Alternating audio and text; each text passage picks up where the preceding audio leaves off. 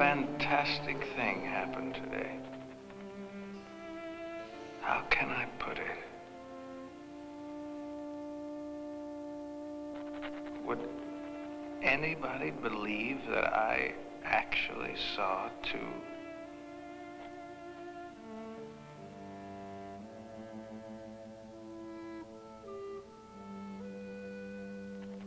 I got up rather late. The clock had already struck 10. I dressed and left in a hurry. Wish I hadn't gone to the office at all today. I knew the sour look I'd get from the chief clerk. For months now, he's been saying to me, "Look, mister." What kind of nonsense are you stuffing into your head? You rush about like a house on fire. Your work is in such a state of confusion that the devil himself couldn't put it straight. Miserable crow. He's jealous of me because I was chosen to go to our director's house week to sharpen His Excellency's pens. I wouldn't have gone to the office at all if I... It's my landlady, Marva. Bitch. I was saying, I wouldn't go there at all if it hadn't been that I wanted to see the cashier so that I could ask the old miser for a small advance on my salary.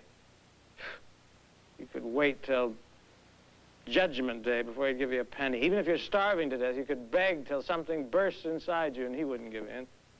Hunchback little monster. Yet at home, his own cook slaps him around. Everybody knows that. I can't see the advantage of working in our department anyway. Salary's miserable, you know, side benefits, whatever. It's not like working, say, in the provinces. Now there, it's quite a different story. There you'll see some fellow scribbling away, all squeezed up in a corner somewhere. His shirt will be filthy. He's so ugly you could spit on him. Then just take a look at the house he rents for his summer vacation. And if you're going to give him a gift, it better be something more substantial than a gilded china cup. He'd laugh at you. What he expects is a pair of pedigreed horses, maybe, or a carriage, or a coat made of the most expensive furs.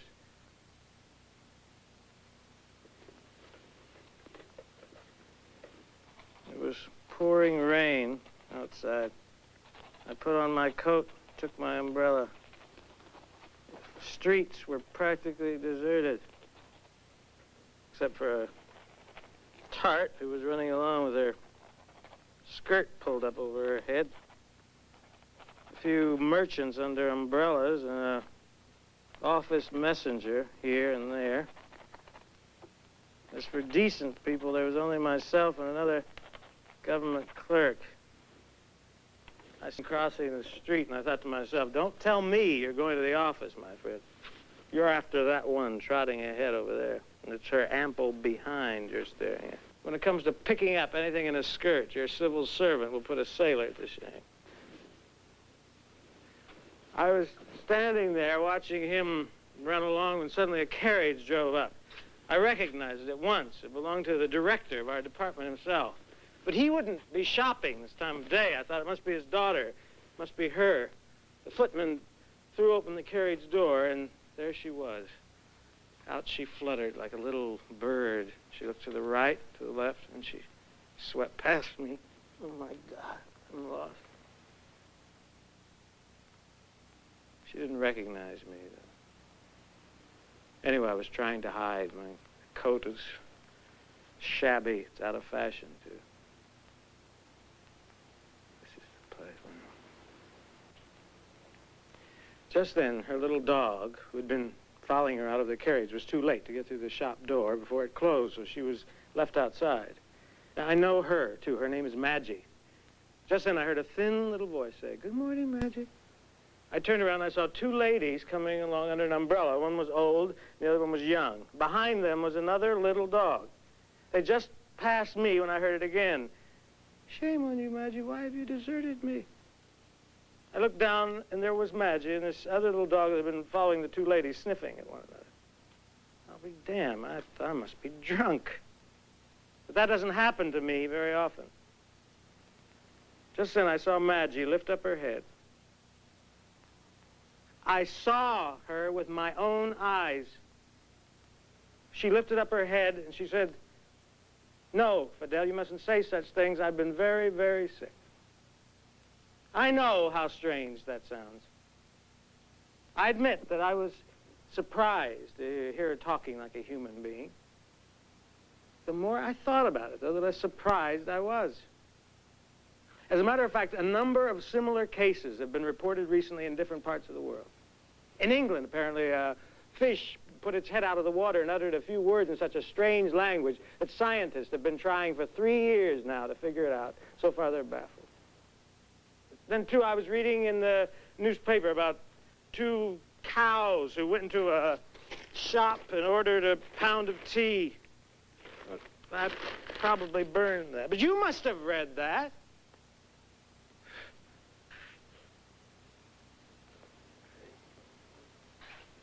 I must confess, I was even more surprised when I saw Maggie turn to this other little dog, whose name I gathered was Fidel, and say that she'd even written letters to her, but that apparently someone by the name of Fido had forgotten to deliver them. I know. I've never heard of a dog who could write either. Only gentlemen can write. I know that. Of course, there are a few merchants and some politicians and some of the lower classes who scribble sometimes, but you can hardly call that writing. I mean, no commas or periods either.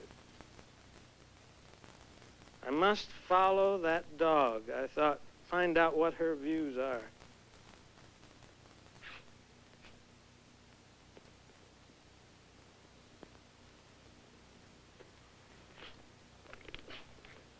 I put up my umbrella and followed the 2 ladies. We crossed over to Peapod Street, then on to Merchants Avenue. Finally, we stopped before a large house near Cuckoo Bridge. I know that house. All sorts of people live there. Cooks, foreigners, tradesmen. They're teams with my fellow government clerks. They swarm there like dogs, one on top of the other. I know a gentleman who lives there. He plays the piano quite well. The ladies climbed to the 4th floor. Good. I thought I won't go in now, but I'll make a note of the place and wait for the first opportunity.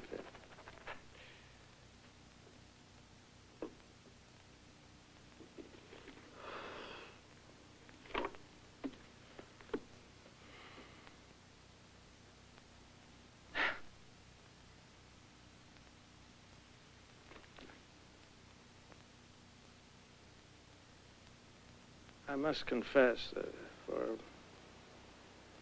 some time now, I've been seeing and hearing things that no one else has ever seen or heard before.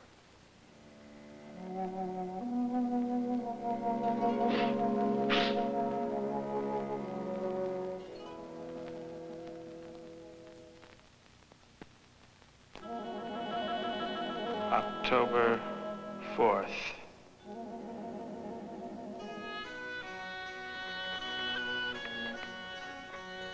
Today was Wednesday, so that's why I went to the director's house.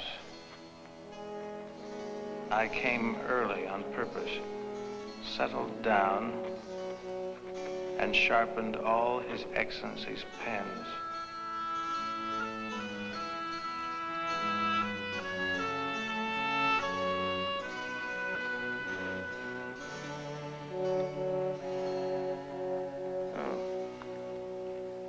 No pen can describe what happened next. About 1:30, the door opened. And there she was.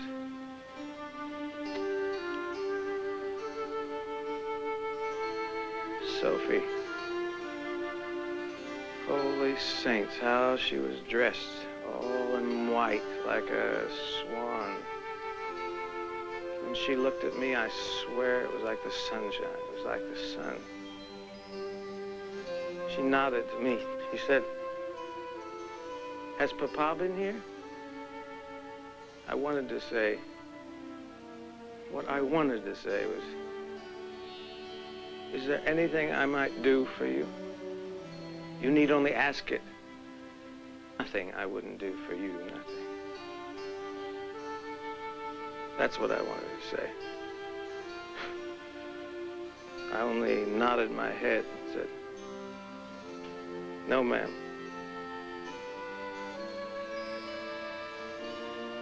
And then she was gone. You, clerk! Are you still here? Go home. The master has gone out. Damn servants. The flunky is the one thing I cannot stand. They sprawl about in their chairs in the entrance hall. They don't so much as acknowledge my presence with a little nod. Once, one of those clods actually offered me his tobacco pouch without getting up from his seat. You stupid flunky. Don't you know that I'm a civil servant? That I come from a respectable family? I could have you whipped. I could. I could have him whipped. October 8th.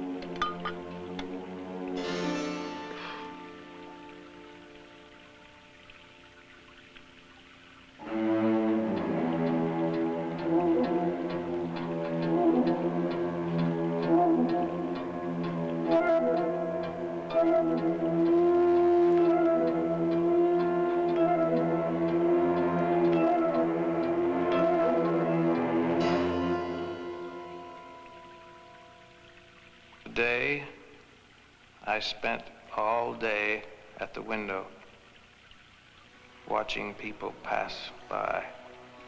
It was a rainy October day.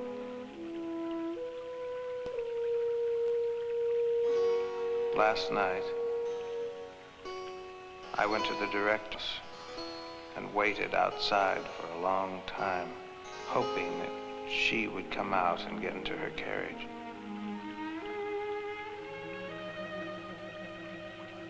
She didn't come.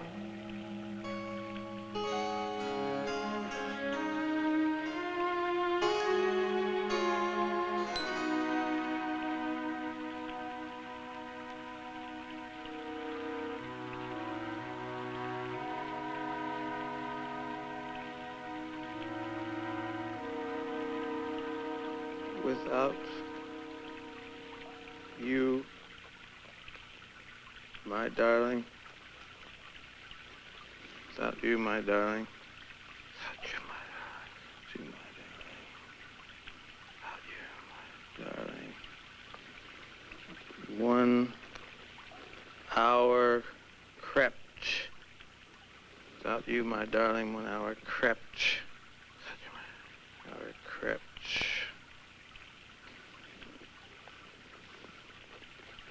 To me, 'twas like a year. Without you, my darling, 1 hour crept.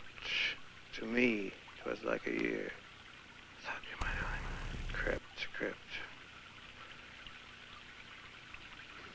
Oh, how can I go on? I wept. Can I go on? I wept. If you cannot be near,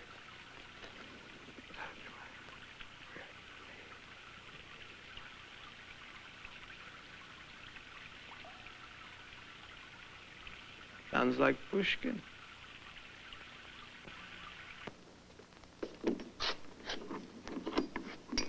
Damnation.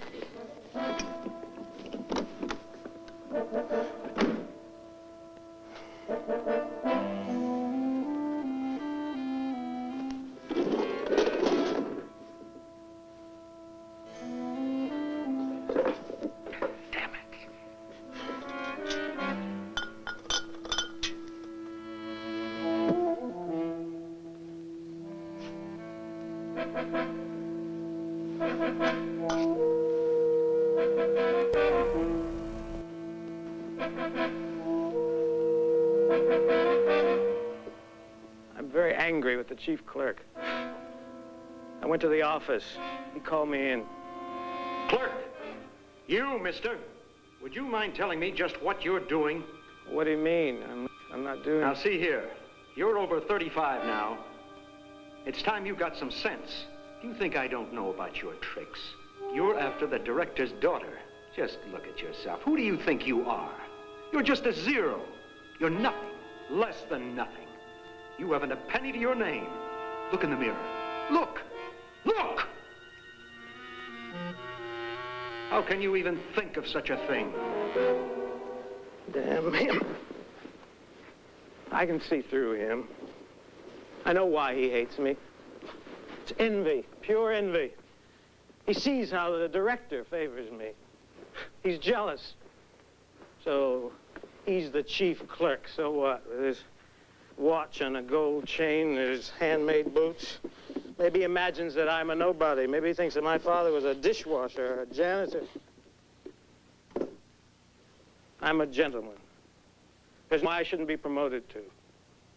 I'm only 34, the threshold of a career. You wait, my friend, you just wait. I'll go higher than you yet. God willing, very, very much higher. Then I'll have a social position beyond his dreams. Does he think he's the only one to have dignity? Give me a well-tailored suit and a silk cravat like his, and he won't be good enough to clean my boots. I'll show him these boots. I'll give him these boots to clean.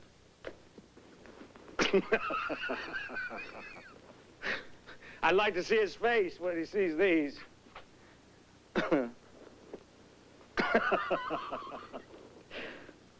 My lack of means, that's the only trouble.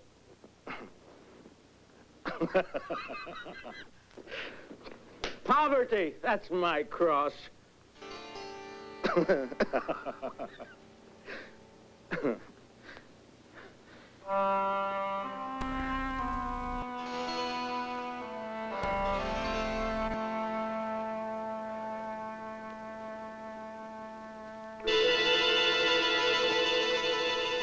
November 8th.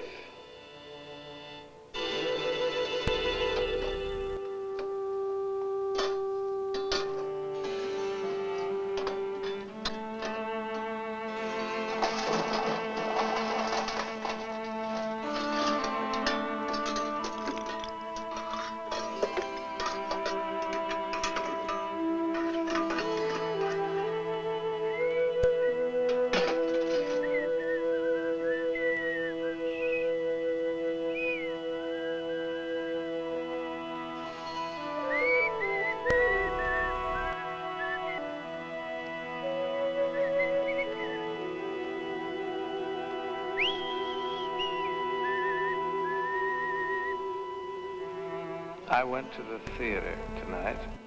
I saw a very funny play about my favorite clown, Falatka. I especially enjoyed the vaudeville show that followed.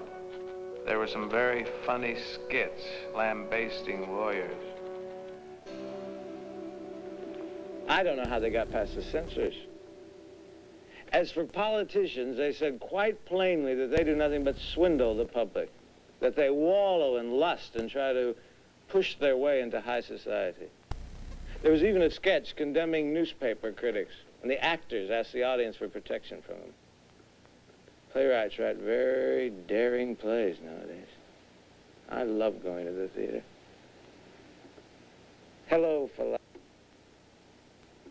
You were very brave tonight, my friend. Why? It's very risky to speak so freely these days. Don't you know that? If you're not careful, you'll be retired in your prime. I did like the sketch about the chief clerk, though. The one where the director fired him for being so unfair to his fellow workers. Such a cut from life. Reminded me of our chief clerk. That one. He wouldn't go to the theater. Even if you gave him free tickets, he wouldn't go. If I have even a penny in my pocket, I can't resist going.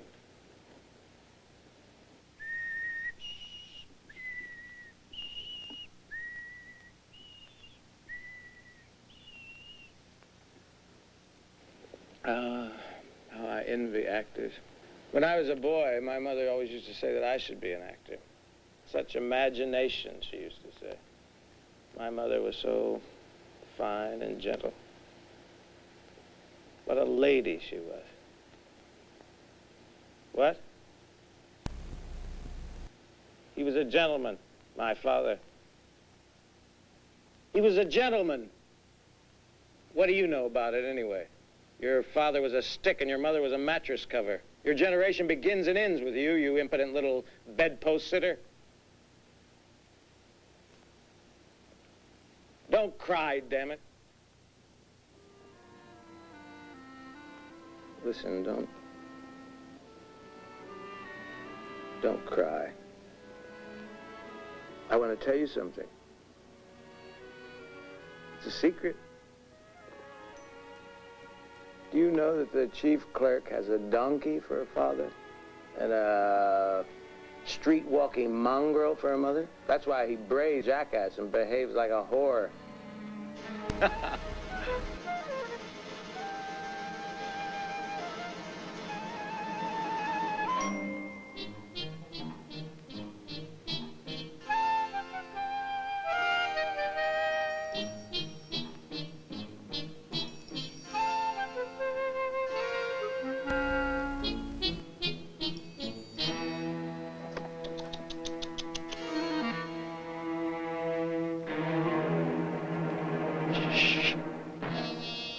What? The actress who sang tonight? What about her? Yes, she was. She was very beautiful. She didn't remind me of anyone. Who should she remind me of? Why should she remind me of her? Don't think things like that. Stop it.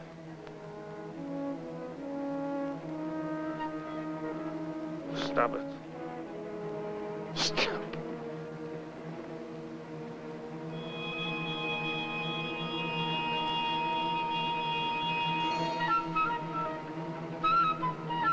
Stop that.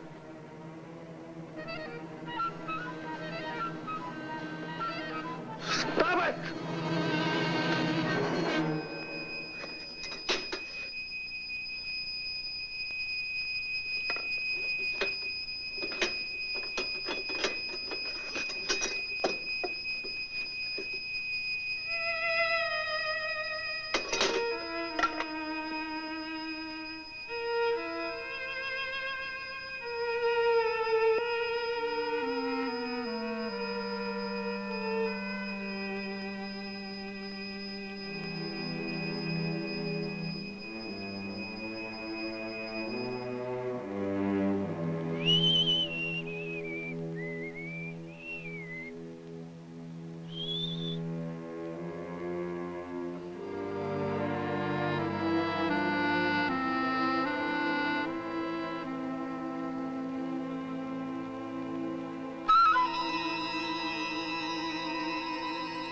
November 9th.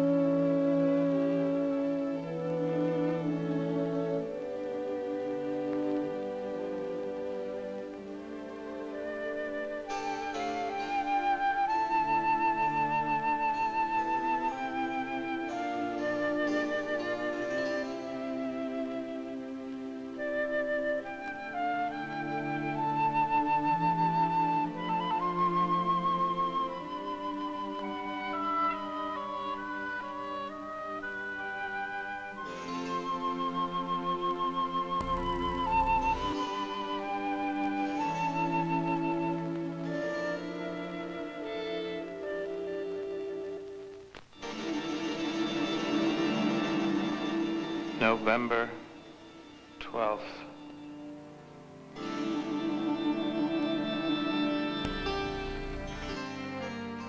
I wonder what her bedroom is like. If only I could be alone with her there, to see her, to... Shh.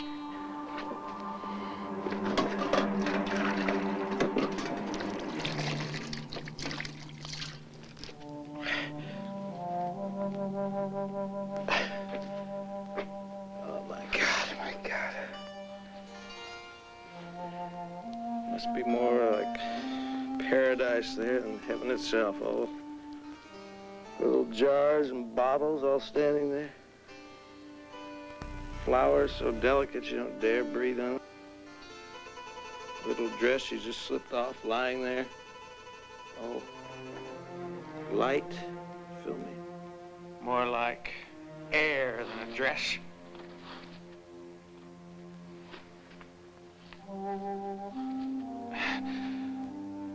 What I wouldn't give just to see the tiny stool where she puts her little foot when she gets out of bed. How she pulls on the snowy white stockings. Up, up, up.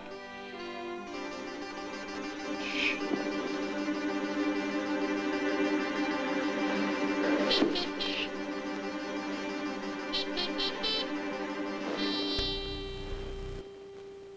Maggie? Maggie? Come on, Maggie. Here, Maggie. Come on. Wait. Look. Look, Maggie. See? Look. Come on. Maggie, look. Come on. Come on. Here, look. Look, there. See? There, Maggie. Look. See, we're all alone now. No one can see us. I want you to tell me all about your mistress, what she's like and all that. You share all of her little secrets, don't you? But does she talk about me? Maggie? No one is watching us. I swear I won't repeat a word to anyone. Here, look. Does she talk about me? Maggie? Maggie? Maggie?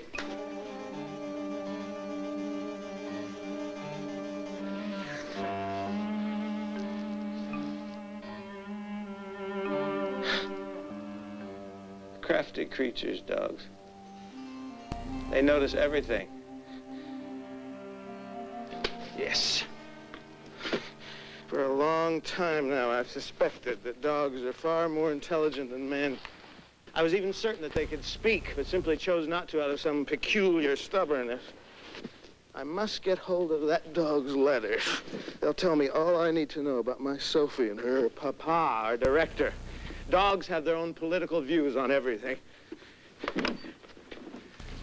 I really must get hold of her letters.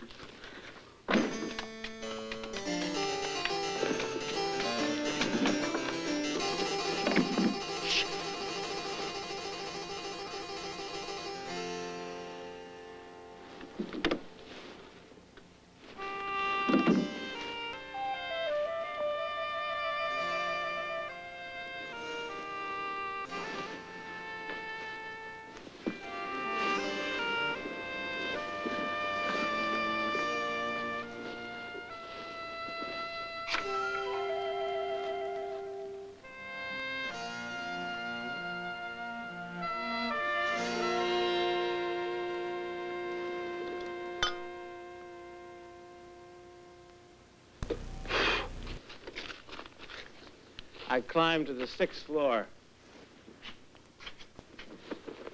I knocked at the door. Out came a girl. She was covered with pimples. She wasn't too bad looking, though. I recognized her at once. She was the one who was following me that day with the other lady, the old one. She blushed a little. I could see right away what her trouble was. What you need, my girl, is a man. What do you want? She asked. I'll talk with your doggie. The girl was stupid. I could tell from the start how stupid she was. Just then, the miserable mutt ran in. Where are those letters? Don't you dare bite my leg, you bitch.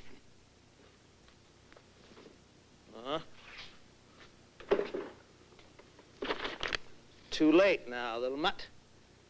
I've got them now, little mutt. It's too late now. That girl must have taken me for a madman. She seemed terribly frightened. These letters will reveal everything.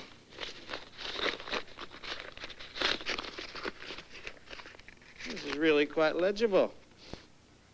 There's a certain dogginess about it. Dear Fidel, I still find it difficult to get accustomed to your name. It is so middle class. Couldn't they find a better one for you? But all this is beside the point. I'm so glad we've decided to write to each other. Well, this is really very well written. The spelling is very good. Even the punctuation is correct. The chief clerk couldn't write like this, for all his talk of a university education. It seems to me that to share one another's thoughts, feelings, and impressions is one of the greatest blessings in this world. Oh, well, she stole that thought. That's from a work translated from the German. I forget the title. I speak from experience, although I've never been much further than the gates of our house. But then isn't my life full of contentment? My young mistress, whom her papa calls Sophie, is crazy about me. Ouch. Never mind now the word silence. Papa often pets me, too. I am given coffee with cream. I must tell you, my dear, that I'm not in the least bit tempted by those big, clumsy bones that Fido eats in the kitchen. Personally, I only like the bones of game, and even then only if the marrow hasn't been sucked out by someone else. What I hate is people who give dogs those little pellets they mold out of bread. Some person sitting at the table who may have been touching all sorts of nasty things with his hands starts molding scraps of bread, then calls you and stuffs them into your mouth.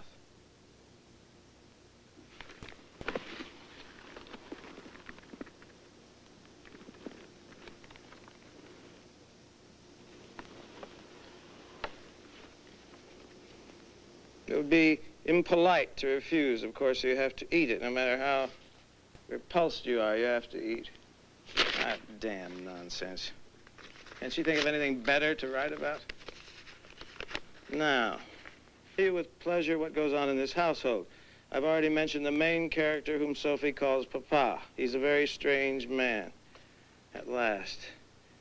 They have political views on everything, dogs. Let's see what she has to say about Papa. Very strange man. For the most part, he says nothing, but last week he never stopped talking to himself. Shall I get it or not? Shall I get it or not? Once he even asked me, what do you think, Madgie? Shall I get it or not? I couldn't for the life of me understand what he meant, so I sniffed his boots and left the room. And then a week later, Papa came home beaming with happiness. All that morning, gentlemen in uniform were arriving to congratulate him on something. At dinner, Papa was happier than I'd ever seen him before. And after dinner, he picked me up and he held me level with his chest and he said, look, Madgie, what do you think this is? I saw some sort of ribbon. I sniffed at it, but couldn't discover any smell at all. Finally, I licked it. It was a bit salty. Oh, this goes too far. What she needs is a good beating. So Papa is that vain, is he? I must make a note of that. Goodbye, my dear. I really must run along now. Blah, blah, blah, blah, blah. I will finish this letter tomorrow. Good night, Madgie. Well, good morning. Here I am again. Today, my mistress, Sophie... Sophie, damnation. Ooh. I really am a devil. Today, my mistress, Sophie, was in an extraordinary turmoil. She was getting ready for a ball. She is nearly always angry, though, when she is being dressed. I simply cannot understand what satisfaction is afforded by going to a ball. Sophie arrives home at 6 in the morning, and I nearly always can tell by her emaciated appearance that they have given her nothing to eat. Poor dear. If they wouldn't give me my sauce and hazel grouse and hot chicken wings, I don't know what would become of me. Her style is very jerky. She starts off all right, then she lapses into dogginess. See. This is a long one.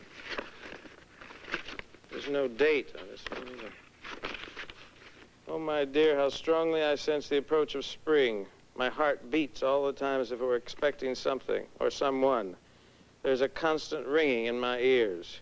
I often stand for minutes at a time with one leg in the air.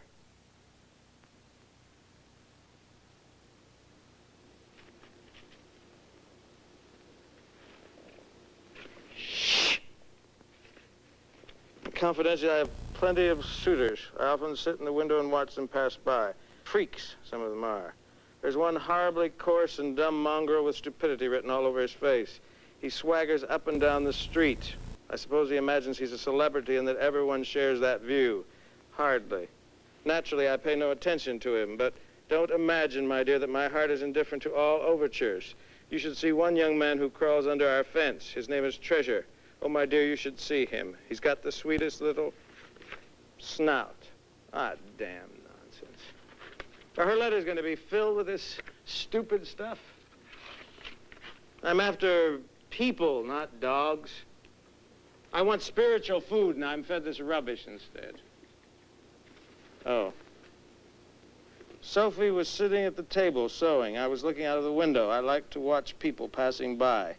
Suddenly, the flunky came in and announced someone. "Show him in," Sophie said. She hugged me hard, murmured, "Oh, Maggie, darling, wait till you see him." A guards officer with such eyes, black and lustrous like a flame. She ran off to her room. A minute later, a young officer with black sideburns came in and walked up to the mirror, smoothed his hair, and looked around the room. I growled a little and stayed where I was. Sophie came back soon. I pretended to be busy looking out of the window as though I had noticed nothing. In fact, however, I kept my head cocked a bit to one side, trying to overhear what they were saying. Oh, my dear, what rubbish they talked. Oh, no, I said to myself, this officer can't compare to my Treasure.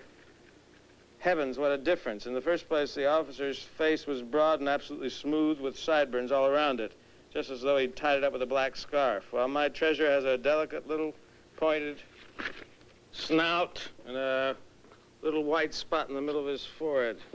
As for his waist, oh, what a difference. I simply can't understand, my dear, what on earth Sophie sees in her officer and why he has so enraptured her. Well, here I tend to agree. I mean, it's ridiculous. It's absolutely inconceivable that this man could have swept her off her feet. Seems to me that if she likes this officer, we will be hearing next that she is fascinated by that peculiar little clerk who sits in Papa's study. Oh, my dear, if only you could see what a freak he is. He looks a bit like a turtle caught in a bag. Which clerk can that be? He always sits sharpening pens. He has a huge nose and his shaggy hair looks as though it could stand a good washing. Papa sends him on errands like a servant.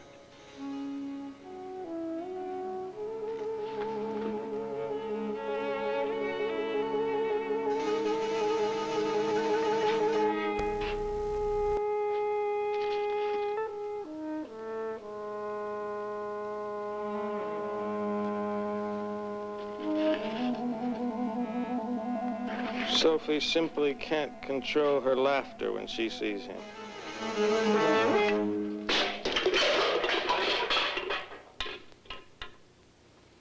Rotten, lying dog. What a filthy mouth. As if I didn't know who was behind all this. It's the chief clerk. You can see how that man has sworn undying hatred for me. He's trying to hurt me. To hurt me at every turn. Persecutes me. Persecutes me. My dear Fidel, forgive me for not writing to you for such a long time. I've been going around in absolute ecstasy. Some writer or other said that love is a second life, and I agree. Moreover, a lot is happening in our household. The officer comes every day now. Sophie is madly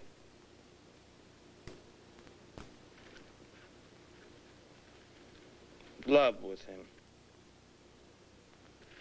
Papa's quite cheery. I even heard our Gregory, the one who always talks to himself while sweeping the floor, say that there will soon be a wedding because Papa is absolutely set on seeing Sophie married to an army officer or a general or a politician. I can't read any more of that. It's always like that. An army officer, a general, a politician, they get all the best things in this world. You discover a crumb of happiness. You reach out for it, and along comes an army officer, a general, and snatches it away right from under your very nose. I'd like to become a general myself. Not just to win her hand either. No, I'd like to become a high official so that I could pull the strings. I'd watch them dangle up and down for my benefit. I'd listen a while to their stupid talk and their filthy jokes, and then I'd tell them what they could do with themselves. And I'd spit on the lot of them.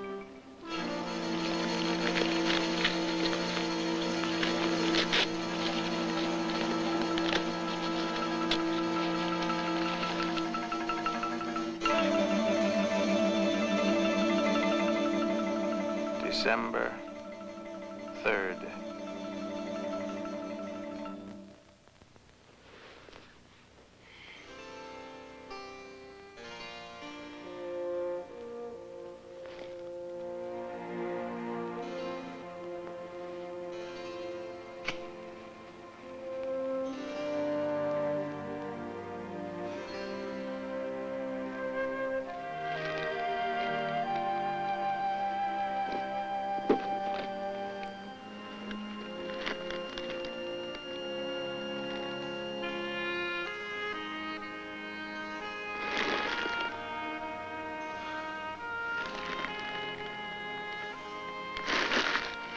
Lies.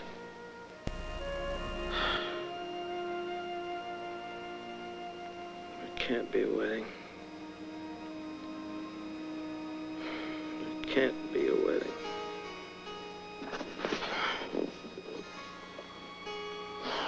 What if he is a guards officer? Why can't I be a guards officer?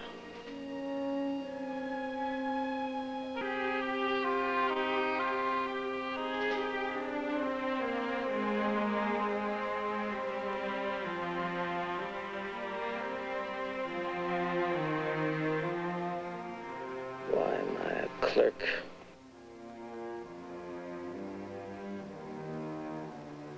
Why should I be a clerk?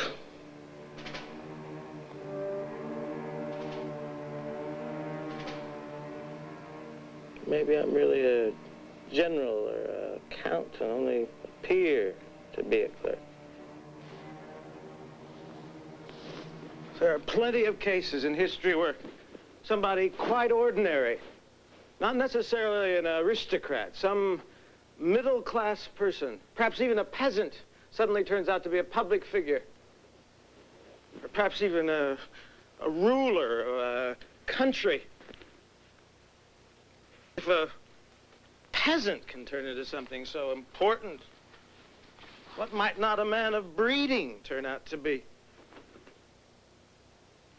Yes. Imagine, for instance, me suddenly walking into the director's study in a general's uniform, an epaulet on my left shoulder, one on my right, a blue ribbon in between. How would that be? What song would my lady sing then? And Papa himself, our director, what would he say? Oh, he's so vain. That metal lover. He's a Mason. Make no mistake about that. He claims to be this or that. I say he's a Mason. I noticed from the first that when he shakes hands, he only sticks out 2 fingers. What is a director anyway? Army. Only a title. You can't touch it with your hand. An army officer doesn't have an extra eye in the middle of his forehead. His nose isn't made of gold. He uses it for sneezing, not for coughing. For smelling, not for copulation. It's just like mine or anyone else's. Yes. But I'd like to know. I'd like to know. I'd like to know. I'd like to know. I'd like to know. I'd like to know.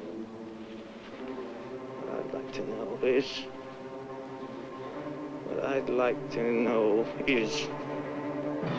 Why am I a clerk? Why precisely a clerk?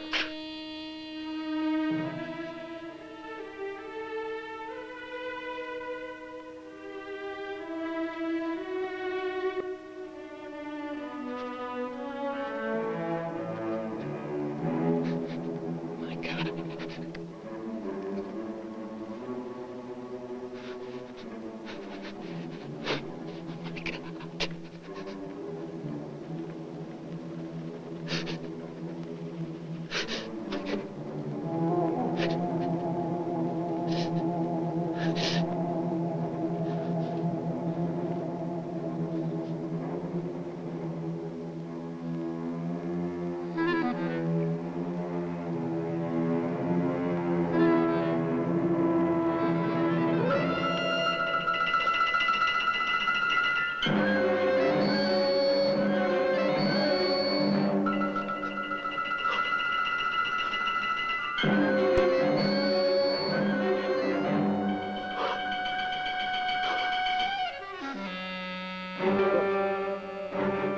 What?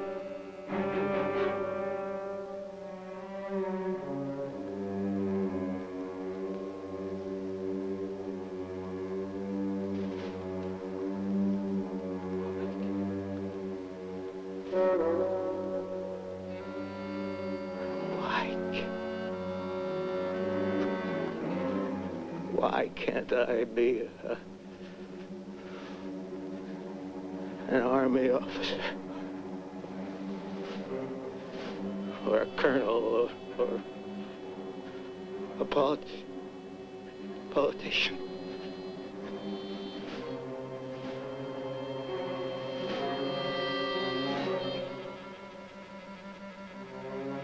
It could be that. It could be I don't know who I am.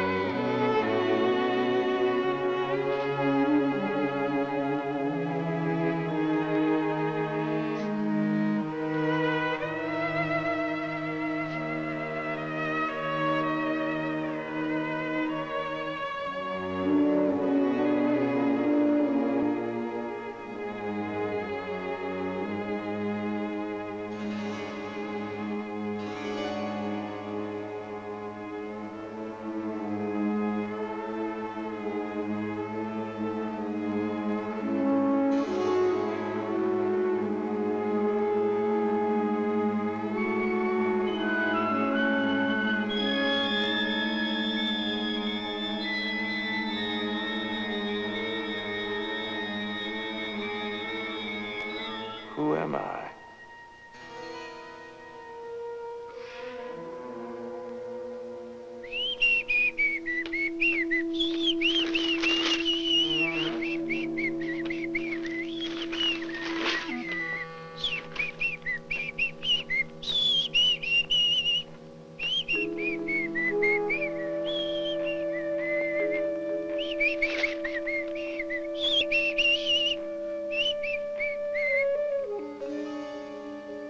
Strange things are happening in Spain.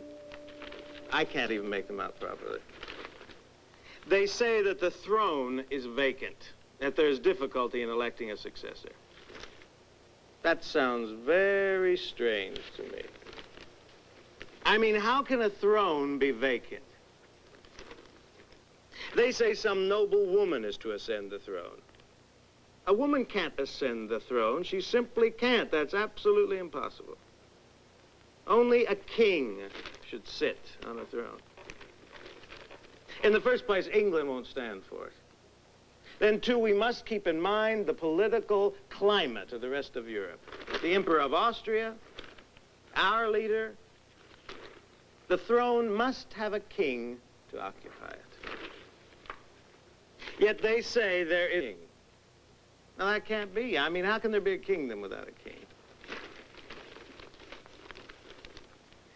The king exists. Only he must be in hiding somewhere. It's even possible that he's there in Spain, but that he's being forced to remain in concealment for some family reasons, or for fear of some neighboring country, such as France. Or there may be other reasons.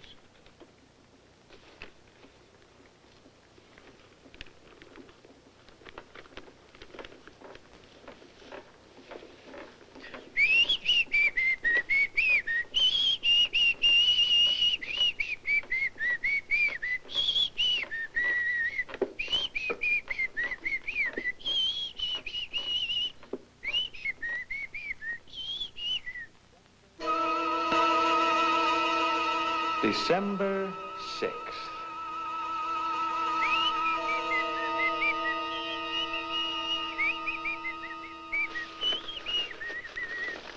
Señor Stella de Meso.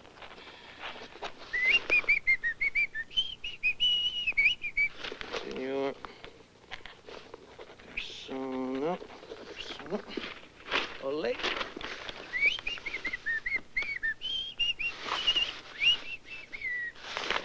Sino.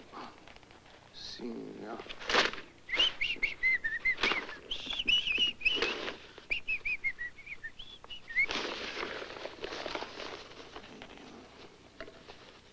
Family only.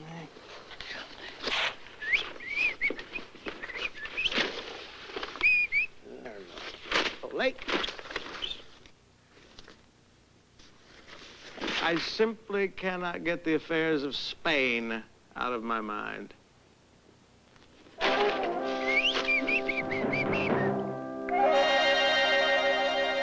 2000 A.D., April 43rd.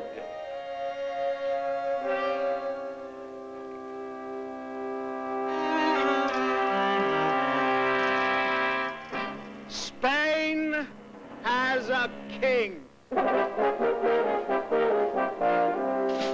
It is absolutely incredible to me now that I could have imagined that I was a civil service clerk. For such a thought, a man could be committed to a lunatic asylum. Up until now, everything's been in such a mist. Now I see everything clearly. The revelation came to me like a flash of lightning. But what was happening to me before? Now I know that all troubles start because people believe that human brains are located in the head. They are not. They're blown in by the wind from somewhere around the Caspian Sea.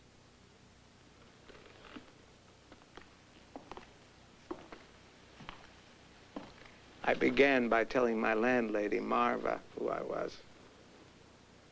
When she heard that the King of Spain was standing before her, she nearly died of fright.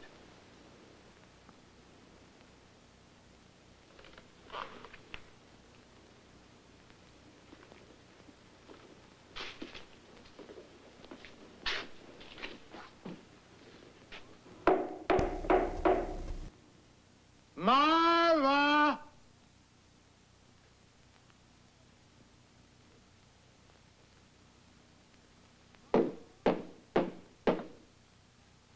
Marva!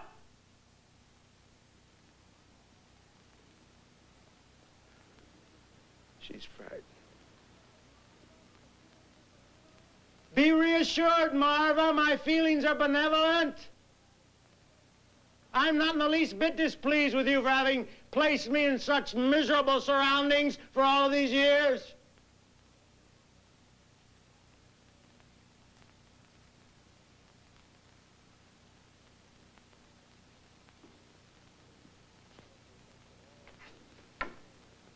She probably thinks that all kings of Spain are like Philip II. Hardly.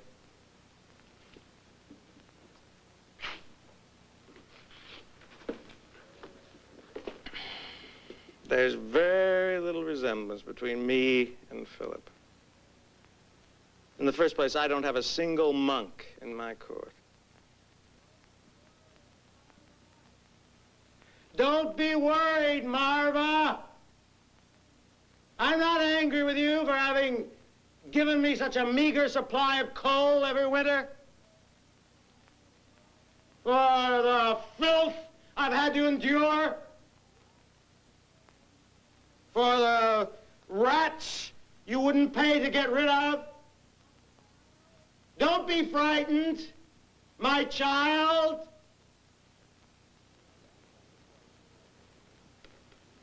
Now that's how to talk to the lower classes.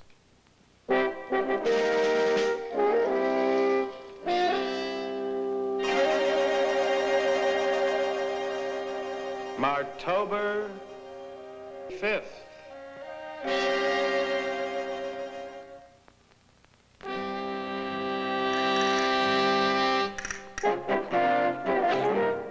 Clerk, you haven't been to the office for 3 weeks. Your desk is overflowing with work. Get busy.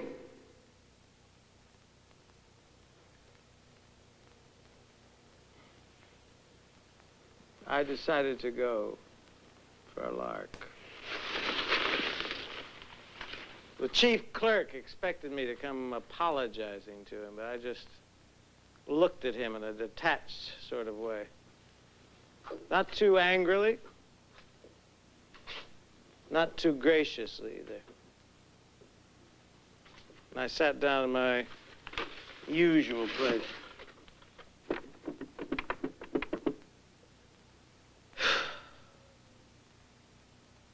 I looked at all those pen-pushing flunkies, and I thought, if you only knew who was sitting in your midst. Great God, what a fuss they'd make. The chief clerk himself, he'd start bowing to me from the waist, the way he bows to the director. In a few minutes, there was a general commotion. The director was coming. Most of the clerks ran forward, hoping that he would notice them. I stayed right where I was.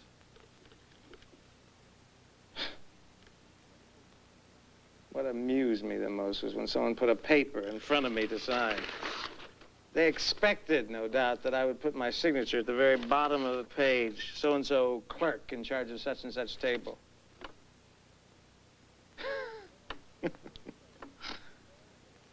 In the very central space, reserved for the director himself, I wrote, Ferdinand VIII, King of Spain. You should have heard the silence that followed. I only waved my hand. I don't expect any signs of allegiance.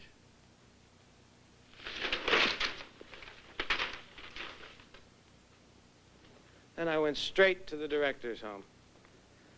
A flunky tried to stop me at the door, but I spoke to him in such a way that he almost sank into the ground.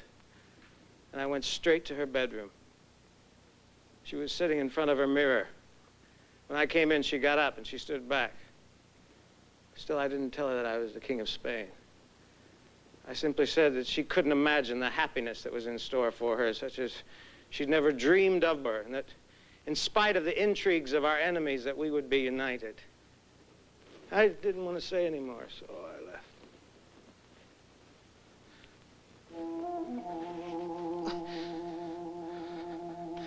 Shh.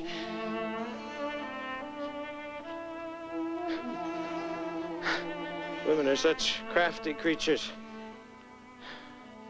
Only now do I understand what a woman is really like. Until today, no one knew who it is a woman really loves. I'm the first to discover it.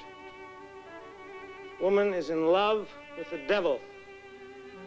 Yes, quite seriously. Physicians write all sorts of drivel saying she is this or that, but she loves nothing but the devil. You can see it everywhere. Even in the...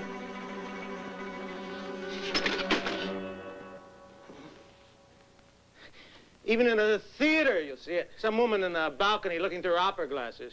You think that she's looking at the fat rich man in the front row, the one with the stubby manicured hands and the diamond stick pin and the greasy hair, but she isn't. She's looking at the devil who's hiding behind the fat rich man. Then he hides in the fat man's coat and he makes signs to her. And she'll marry him, sure enough. And all her sons, fathers, holders of office, all you who curry favor everywhere and fawn on everyone and insinuate yourself into society and call yourselves patriots. It's power and wealth you're after. You'd sell your mother, father, God, and country for money. You strutting betrayers of Christ!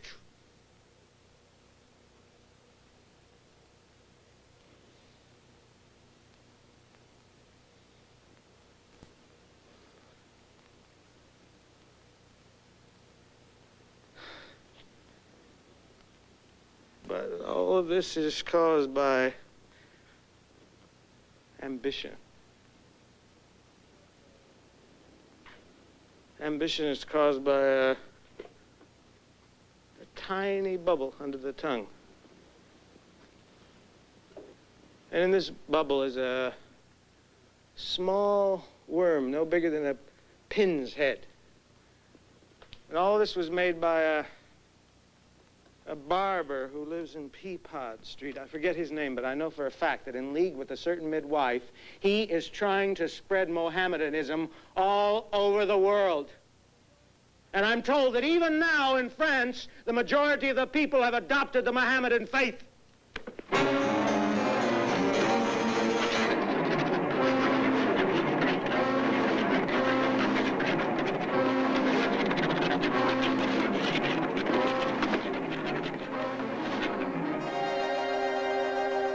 No date, dateless.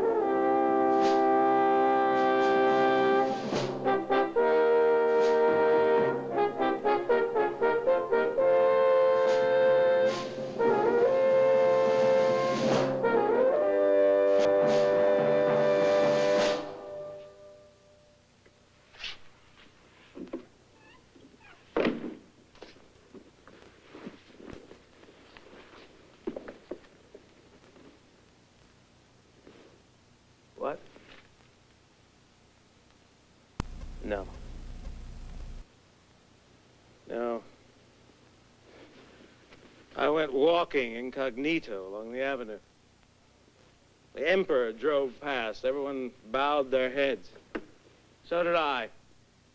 I gave no indication that I was the King of Spain. I thought it would be beneath me to reveal my identity there in front of all those people.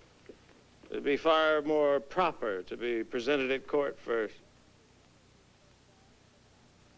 What's prevented me so far is the fact that I have no Spanish national costume. If only I could get a royal mantle somewhere. A royal mantle is absolutely indispensable.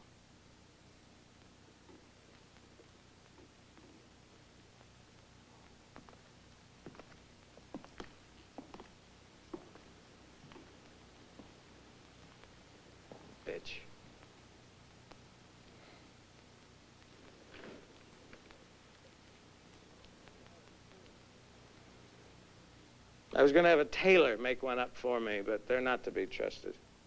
They're so stupid. They're not interested in their craft nowadays, anyway. They're so busy speculating that most of them end up as garbage collectors.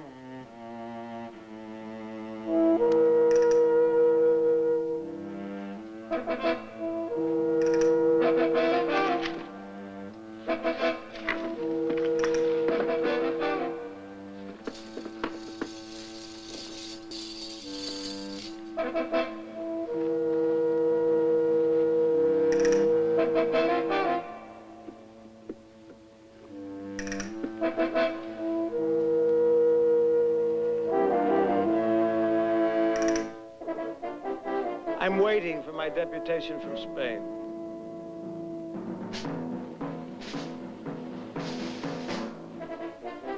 I wonder what's keeping them.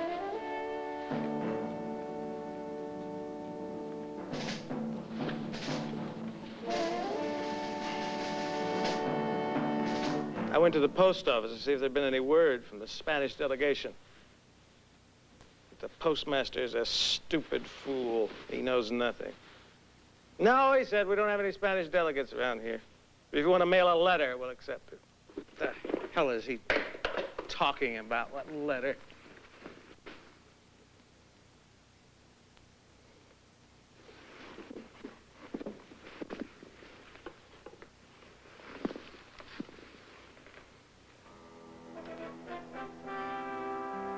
It would be improper for me to go without my delegates.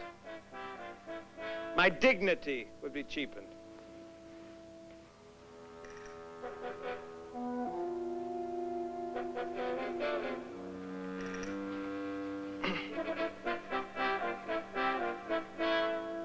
I'm expecting them at any minute.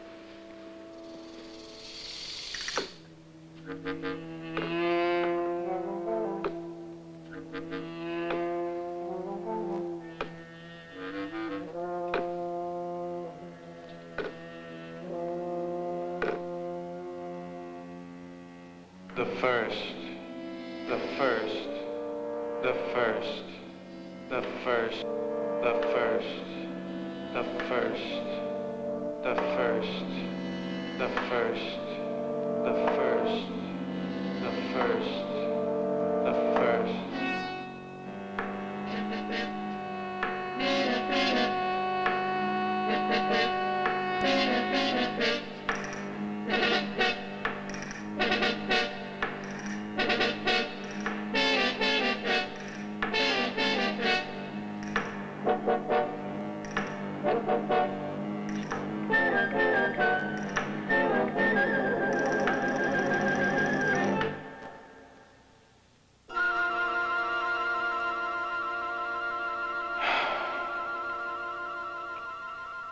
The 101st.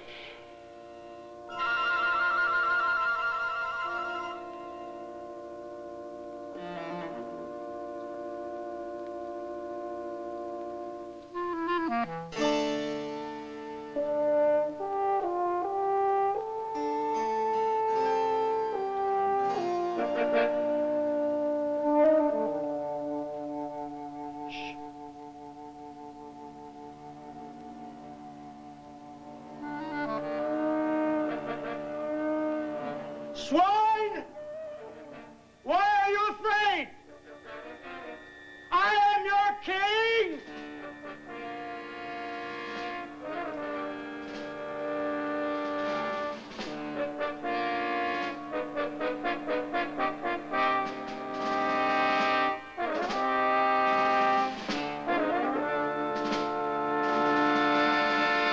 Civil servants are such pigs, such groveling ineffectual.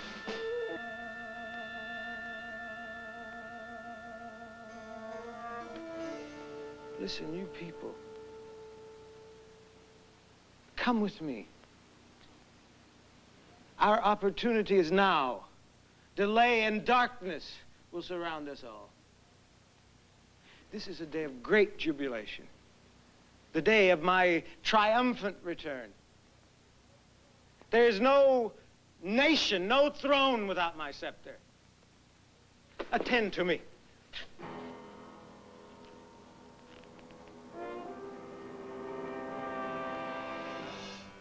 Attend to me.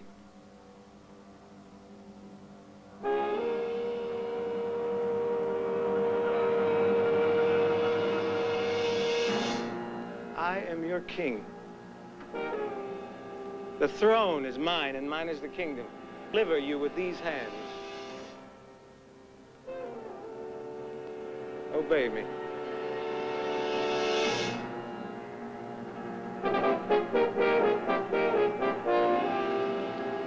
Obey me.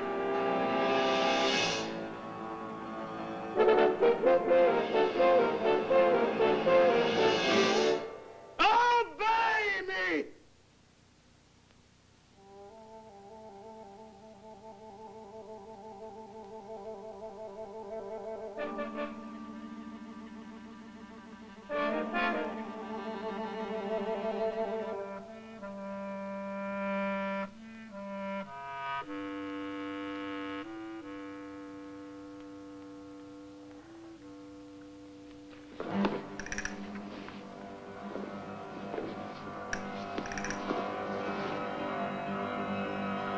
me!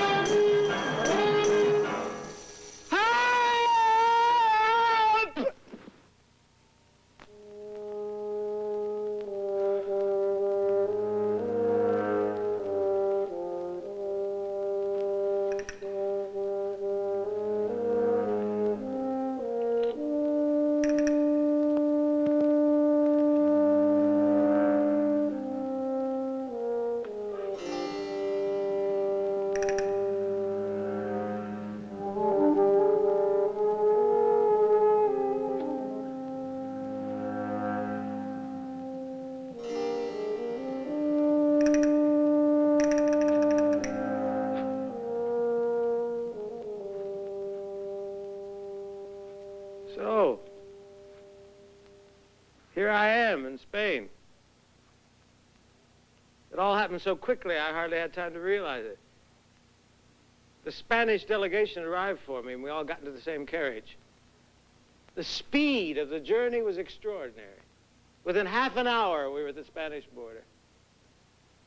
Travel for royalty is unbelievably fast.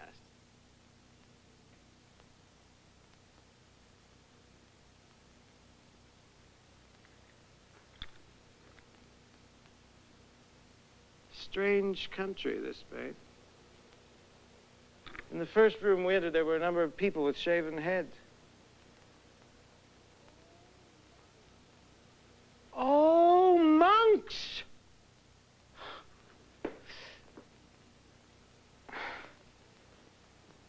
The behavior of the chancellor struck me as rather strange. He took me by the arm and he threw me into this room and he said, "If you don't stop calling yourself King Ferdinand, I'll beat the nonsense out of you." Then he struck me 3 times on the back with a stick. Why? Why?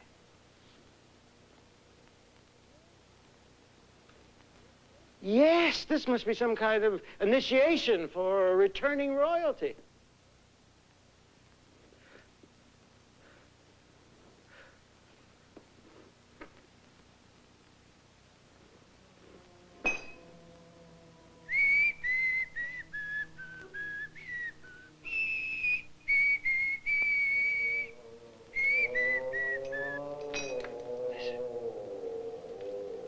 Listen.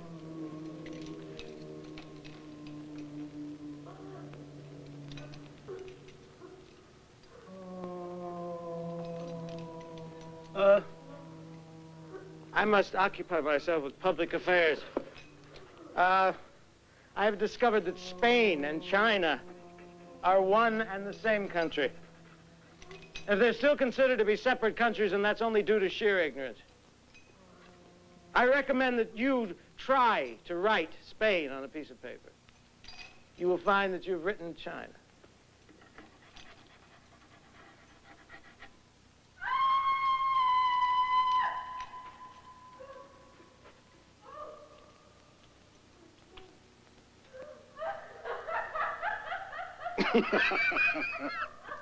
Shh. I've also given much thought to a sad event that must occur. Tomorrow at 7 o'clock, Earth will mount the moon. The celebrated English chemist Wellington affirms this in his writing. Listen, I'm greatly concerned for the moon. It's so soft and tender and innocent. The moon, of course, was made by that lame fool in Hamburg. I must say he did a miserable job.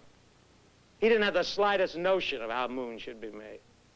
That fool put in tarred rope and 1 part lamp oil. And that produced such a god-awful stench over the earth that we have to hold our noses. And that's why the moon is such a tender sphere that people can't live there, only noses. And that's why we can't see our own noses, because they are all there on the moon. Yes!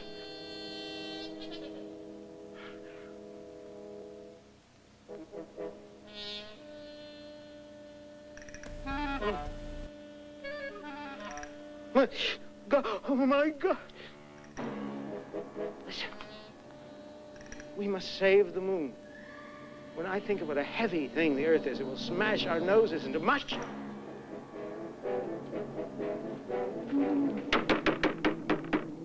Soldiers!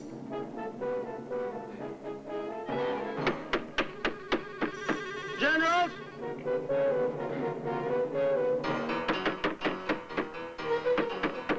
Lord Chancellor!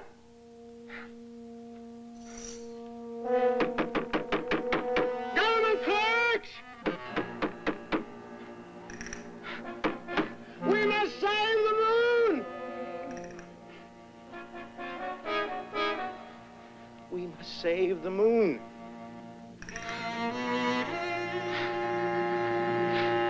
We must save the the moon. We must save the moon! Forever, forever, forever, forever, forever, forever, forever, forever, forever.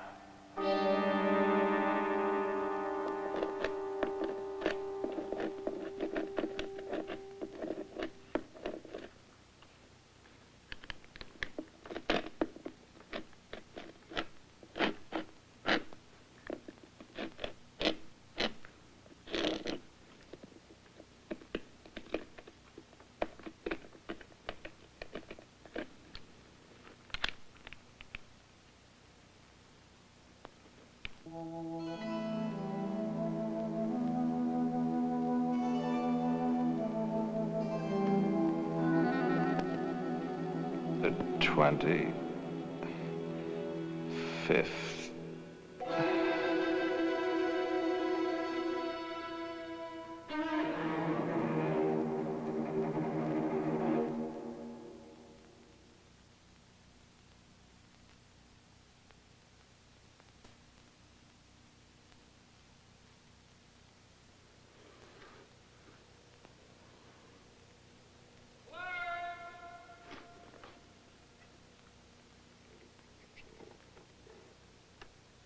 Imbecile!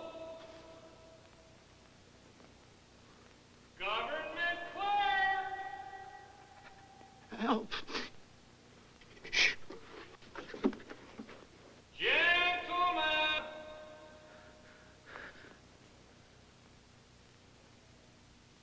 Ferdinand VIII, King of Spain!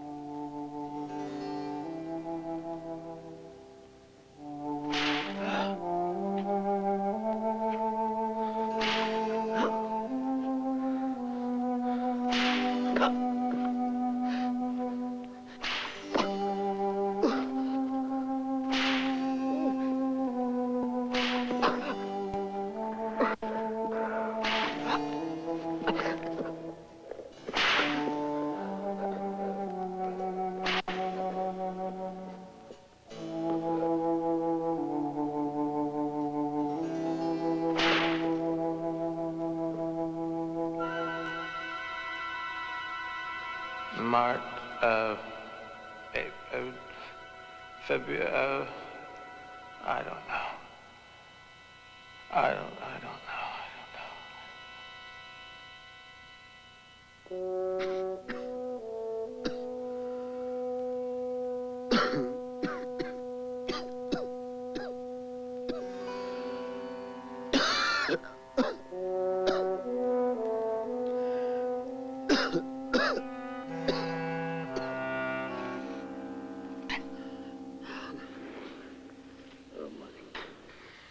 Things they're doing to me.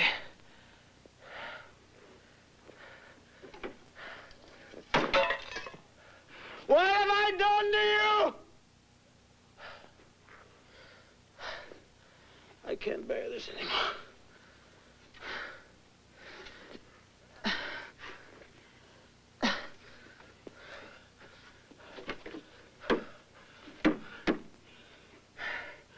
Why do you torture me?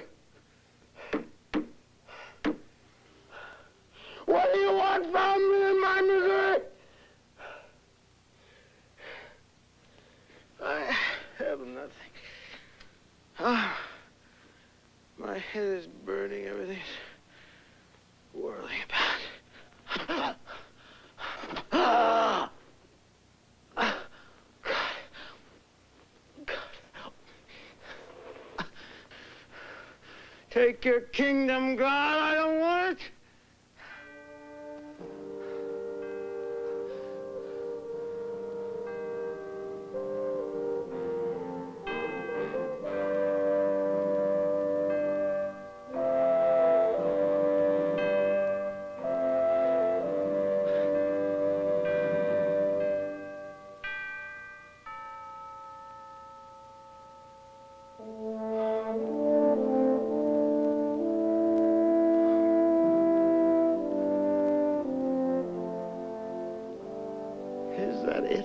Yes.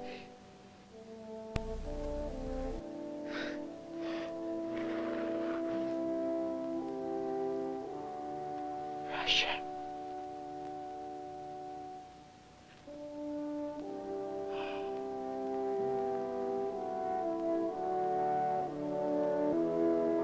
Is that my home in the distance? Mother? Mother? Mother? Mother?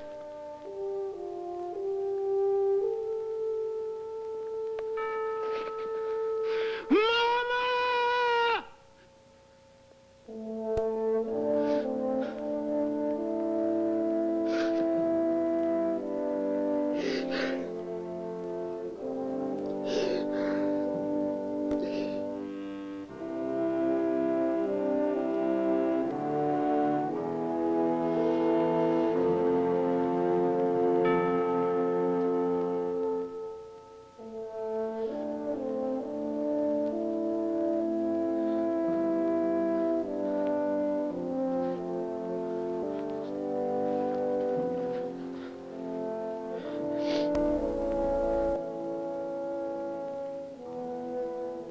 Did you know that the Prince of Algiers has a wart just under his nose?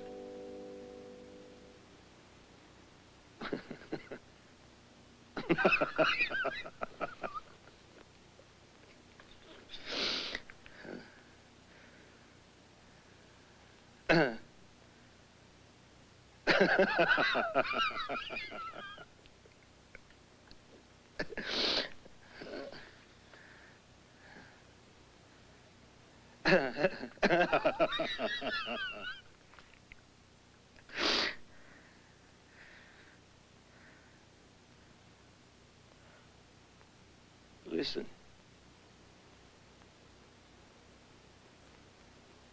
I won't need anymore.